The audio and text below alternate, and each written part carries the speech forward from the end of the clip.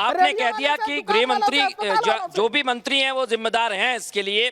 अब एक मिनट संजय मिश्रा जी को ले आइए जरा। संजय मिश्रा जी अगर दिख रहे हैं मुझे और मेरे को सुन पा रहे हैं, संजय मिश्रा जी मैं आपसे सीधा सवाल करता हूं। सौरभ जी ने कहा कि इसके लिए जिम्मेदार विभाग, जिम्मेदार मंत्री, जिम्मेदार प्रशासनिक अधिकारी, शासन के अधिकारी सब जिम्मेदार हैं। आम आदमी पार्टी क्या मानेगी इस बात को? आपने कहा, शुरुआत में कहा कि आपने दिल्ली की व्यवस्था गोल गोल घूम रही है, इसको रोका गया है, इस काम को रोका गया है। या तो एलजी चला रहे हैं या नहीं चला रहे हैं, दो में से एक बात होगी।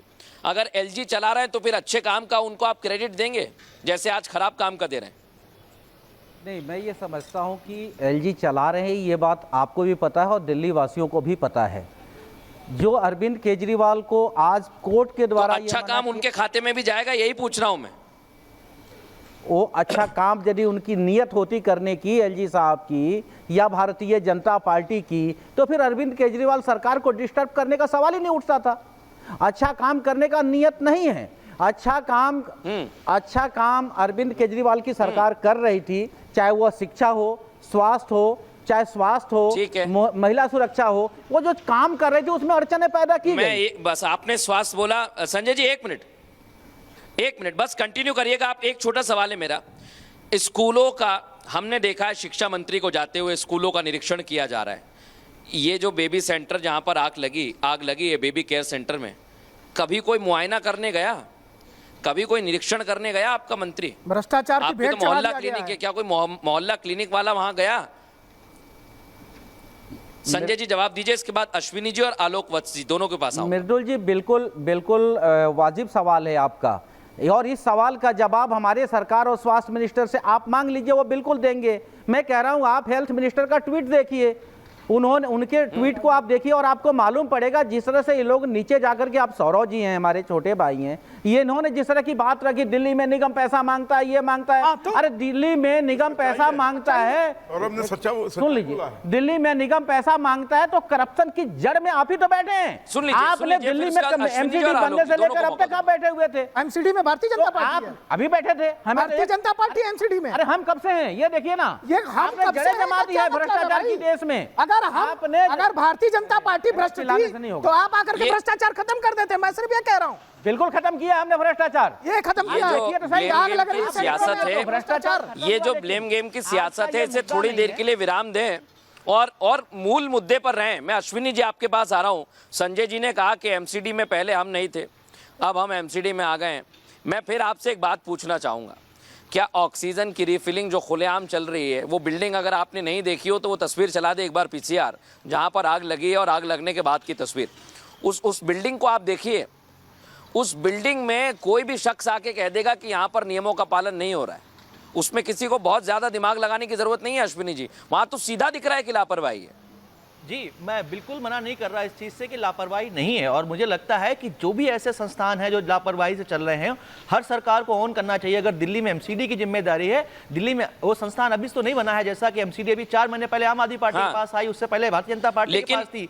जिन जिन सरकारों के पास जिन जिन सरकारों की जिम्मेदारी है, उनका जो सबसे शीर्ष नेतृत्व है, चाहे वो मुख्यमंत्री हो, चाहे वो प्रधानमंत्री हो, चाहे जो भी हो, उनको जिम्मेदारी लेनी चाहिए। क्योंकि बच्चों की इस तरीके से निरंतर अगर हत्याएं होती रही, 55 बच्चे मरे थे मोरबी ब्रिज में, तब सिर्फ शोक संवेदनाएं दी और अब वापस फिर से 25 बच्चे, ऐसा कब तक होता रहेगा? चाहे दिल्ली में हो, चाहे राजकोट में हो, चाहे बिल्कुल आपने बड़ी गंभीर बात कही अश्विनी जी। अब मैं एक तस्वीर दिखाता हूं, क्योंकि देखिए मेरा फर्ज है की गंभीर बात, आज जो घटना घटी है, आज हमने कह दिया कि वहां पर लापरवाही हुई, ये इसके लिए जिम्मेदार हैं, वो अधिकारी हैं, फलाने हैं, ढिकाने। लेकिन एक बात आज मैं दर्शकों को बताना चाहूंगा, साहिल मेरे साथ जुड़ गए और ये दिल्ली वासियों को भी सोचना होगा, जो दर्शक इस समय हमें देख रहे हैं उन्हें भी सोचना होगा।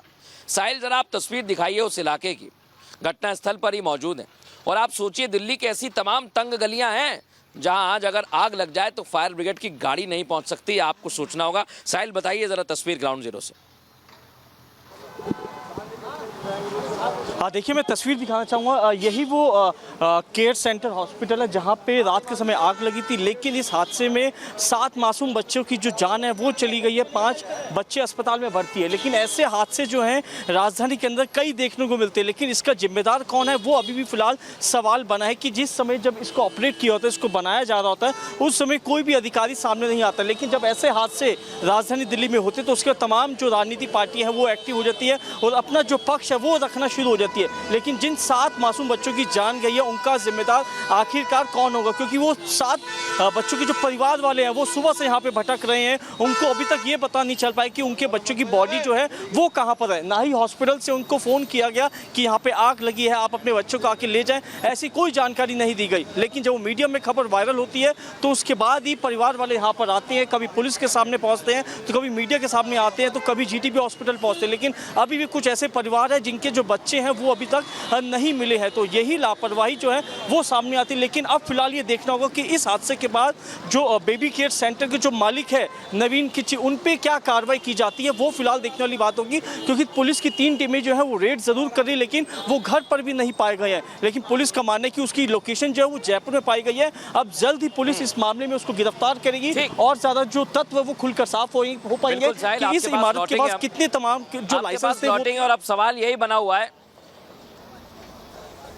जी, बिल्कुल साहिल, आपके पास लौटेंगे हम। सबसे बड़ा सवाल तो यही है कि कितने गुनहगार हैं और उन पर कार्रवाई कब की जाएगी। आलोक जी, मैं आपके पास आ रहा हूं क्योंकि हम गुजरात में गुनहगार बता देते हैं, गुजरात में तो कार्रवाई भी हुई है। दिल्ली की जो घटनाएं और जो संजय जी आरोप लगा रहे हैं कि यहाँ पर इस तरह से गोल गोल घुमाया जाता है कि व्यवस्थाएं ठीक तरह से चली नहीं पाती। आलोक जी देखिए मृदुल जी, ये जो सिलसिला जारी है और जो भ्रष्टाचार की बात है, तो मुझे एक वाकया याद आ रहा है। एक बच्चे को उसके पिता ने चाटा मारा, तो उसने उससे पूछा कि क्या आपके पिताजी ने भी चाटा मारा था आपको? तो बोला हाँ। उनके पिताजी ने भी चाटा मारा था उनको? तो हाँ। बोला मैं जानना चाहता हूँ ये गुंडागर्दी कितने पुश्तों से मेरे यहाँ हो रहा है। उसी तरीके का ये भ्रष्टाचार सरकारी महकमों में है। ये सालों दर सालों हैंड बदलता है, सरकारें बदलती है, पर भ्रष्टाचार यथावत रहती है या बढ़ जाती है। अब जो इसका निराकरण है राजनीति से परे, कि जो भी दोषी पाए जाएं उन पर त्वरित कार्रवाई करके सार्वजनिक फांसी होगी 2-4 आदमी की, तभी ये लोग मानेंगे, नहीं तो ये बात से नहीं मानेंगे। आपने देखा पुणे में रोक दिया उसने और उसको 4 घंटे में बेल हो गया। उसके ड्राइवर ने जाके कह दिया कि मैं गाड़ी चला रहा था। यहाँ का लूप सिस्टम इतना लचर है कि कोई ना कोई रास्ता निकाल के लोग बचने की कोशिश करते हैं। लेकिन अब ऐसा करने से यही होता रहेगा, मरते रहेंगे लोग और ये कहानियां चलती रहेंगी, राजनीति चलती रहेगी।